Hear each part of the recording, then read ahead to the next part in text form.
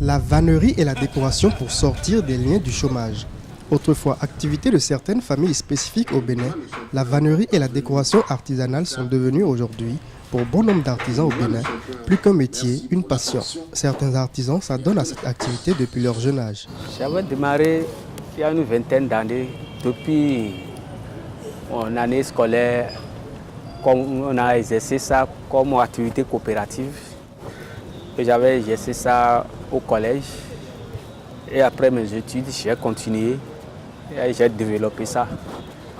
C'est après ça que je me suis spécialisé dedans comme vannier, décorateur, programmeur.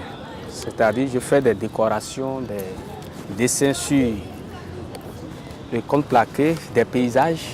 Devenir artisan vannier pour le jeune François Aguemon de Ouida, l'une des villes historiques du Bénin, a été une histoire d'ambition à la fois personnelle et professionnelle.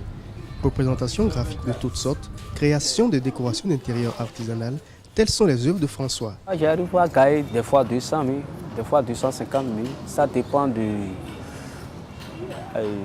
nombre de marchés, de commandes que j'avais obtenues et quantité de travail que j'avais fourni dans le mois. Donc ça varie selon les commandes, selon le travail. Mais j'ai des projets aussi pour pouvoir bien faire assez de production, une quantité de production pour pouvoir aller participer aux foires internationales, pour mieux faire connaître mes œuvres un peu partout dans le monde.